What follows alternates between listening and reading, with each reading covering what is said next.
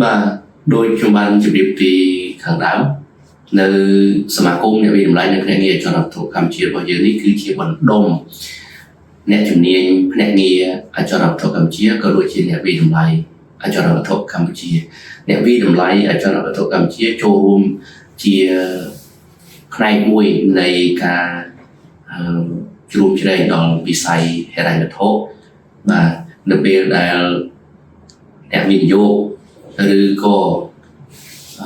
ម្ចាស់ទ្រព្យគាត់ចង់ដឹងពីតម្លៃអចលនទ្រព្យនៅក្នុង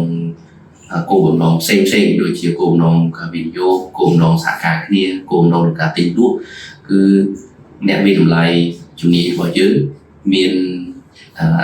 លទ្ធភាពអាចចូលរួមនៅក្នុងការរៀបចំរបាយការណ៍វិតម្លៃធ្វើការវិតម្លៃជាអ្នកវិជ្ជាជីវៈឯករាជ្យដើម្បីផ្ដល់នៅរបាយការណ៍វិតម្លៃមួយដែលឯករាជ្យទៅដល់អតិថិជនដែលគាត់អាចយកមកប្រើប្រាស់ជាផ្លូវការបាន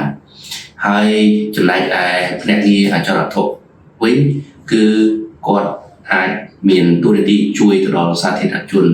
ដូចជាអ្នកវិនិយោគគាត់ចង់រកទិញ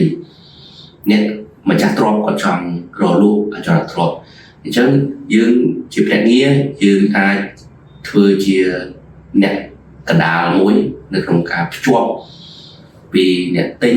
ទៅអ្នកលក់ពីអ្នកលក់ទៅអ្នកទិញហើយការងារដែលភ្ជាប់នៅក្នុងចន្លោះហ្នឹងគឺយើងធ្វើការច្រើនមានតាំងពីរកអតិថិជន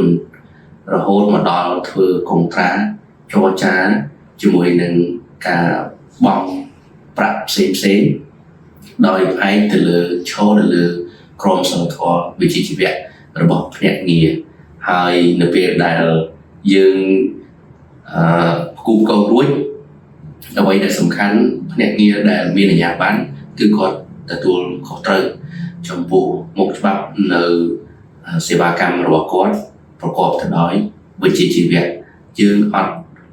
មានបញ្ហាឬក៏បារម្ភច្រើនពេលខ្លះអតិថិជនដែលគាត់ជាអ្នកលក់ដំបូងគាត់មិនបានដឹងអស់ទេថាតើដើម្បីការពារ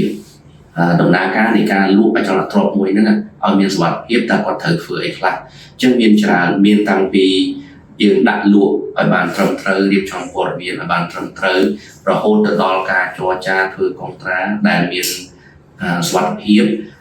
ការបង់ទូទាត់ប្រាក់ដែលមានសុវត្ថិភាពបាទទេប្លង់ដើម្បីឲ្យមានសុវត្ថិភាពអញ្ចឹងដំណាក់កាលដោយសារអចលនទ្រព្យមានទំហំទឹកប្រាក់ច្រើនអញ្ចឹងគួរណាស់តែមានអ្នកដែលជួយប្រឹក្សាយោបល់ដែលមានវិជ្ជាជីវៈមានការទទួលខុសត្រូវមានអាជ្ញាប័ណ្ណបាទ